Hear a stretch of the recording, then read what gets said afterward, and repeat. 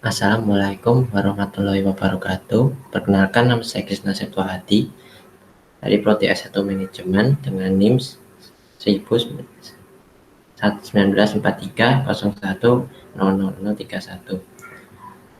Pada presentasi kali ini, saya akan membahas tentang seseorang yang bisa dianggap sukses dalam berwirausaha. Ya, kita langsung saja. Ya, di sini ada tokoh yang bernama Rico Huang. Menurut kenapa saya memilih beliau, karena beliau menginspirasi saya untuk semangat dalam berwirausaha. Di sini ada profil beliau.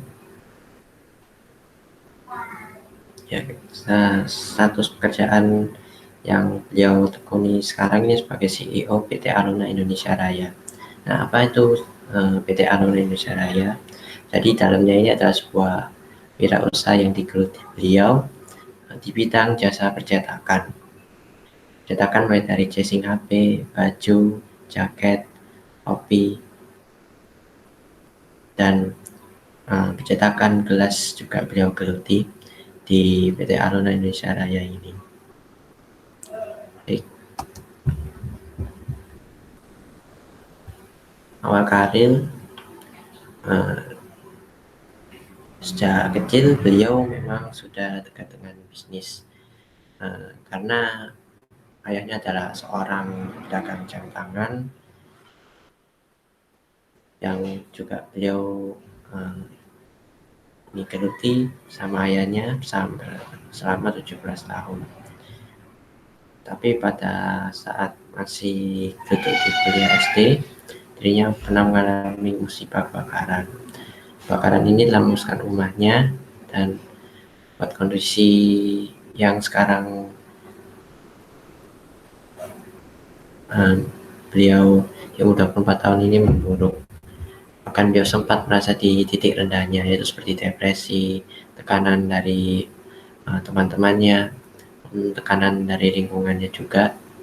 Jadi telah membuat beliau untuk semangat untuk berwirausaha. Kisah perjalanan karir beliau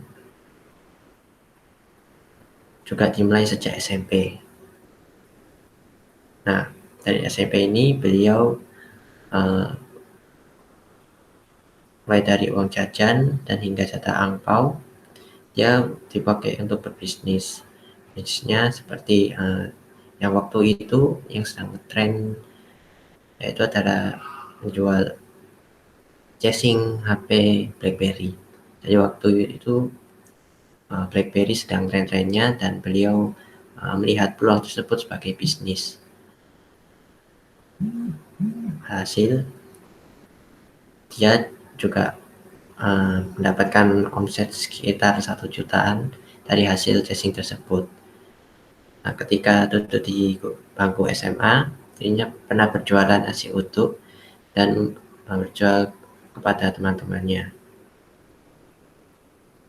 Dan di sini beliau juga pernah membuat kredit handphone yang pelanggannya adalah gurunya sendiri waktu itu.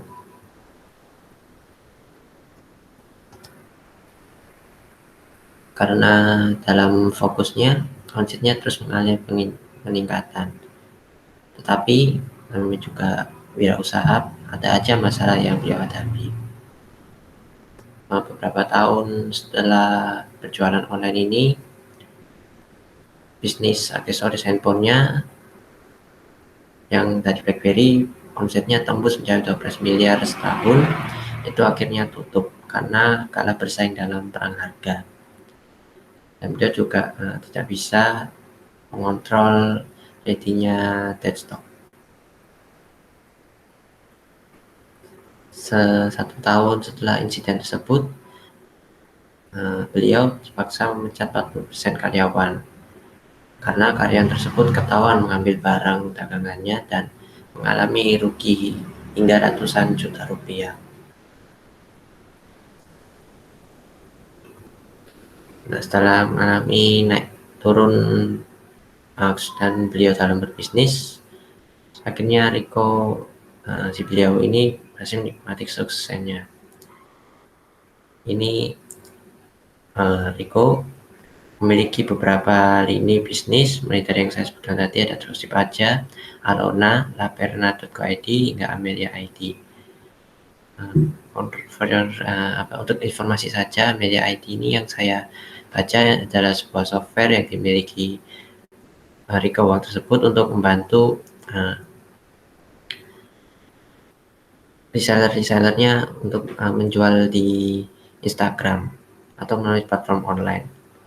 Dan itu sampai saat ini Riko juga memiliki 200 karyawan, 100.000 reseller hingga 1 juta member komunitas bisnis untuk anak muda.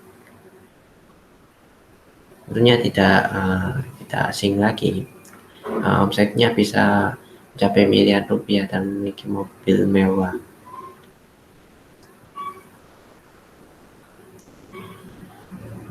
Baik, alasan saya mengapa memilih Riko Uang sebagai tokoh inspirasi. Yang pertama adalah ketangguhan dalam menghadapi masalah. Yang seperti katakan tadi, yang awalnya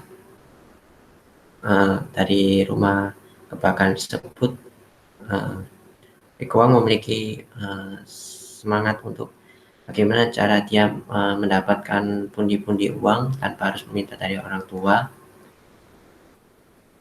Dan beliau bisa yang waktu itu juga membayar SPP per bulan ketika dia mendapat omset 12 miliar tersebut. Juga ada jatuh bangun membangun suatu usaha. Ya, jadi usaha beliau kan tidak cuma Jessy Ngapil sebut tadi, sebelumnya ada usaha jam, usaha nasi uduk, usaha Jessy Ngapil kepada menjual pada guru-gurunya, dan juga beliau tidak pernah pantang menyerah, tetap semangat dalam berinovasi, bagaimana dia membangun suatu usaha. Tiga, punya ide kreatif yang kuat. Ide yang kreatif yang kuat di sini yang saya tekankan adalah ide kreatif bagaimana bisa menjangkau pasar-pasar yang dan segmen-segmen tadi. Yang segmen tadi seperti teman-temannya atau guru-gurunya. Juga ide kreatif yang lainnya seperti bagaimana beliau membangun usahanya agar rapi dan tidak mengalami kerugian yang terlalu banyak. Jika belajar dari kegagalan tersebut sampai sekarang, beliau si Riko Uang ini bagaimana cara supaya di saat pandemi ini usaha si Riko Uang juga tidak terlalu gagal. Yang keempat adalah membantu usaha orang tua.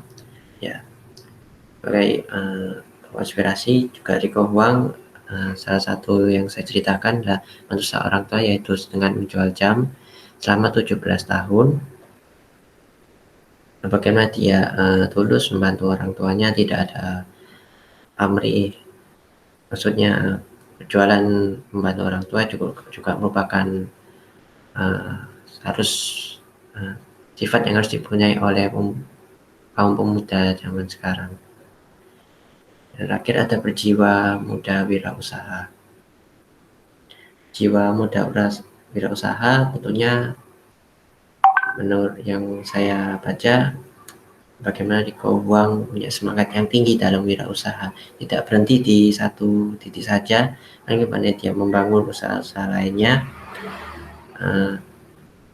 dan tanpa mengenal tentang menyerah. Beliau juga selalu belajar dari kegagalannya, dan sampai sekarang di dropship aja, usahanya yang bernama dropshipaja.com, makin banyak orang yang mau menjadi reseller di usahanya.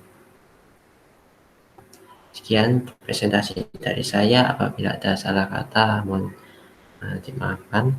Assalamualaikum warahmatullahi wabarakatuh.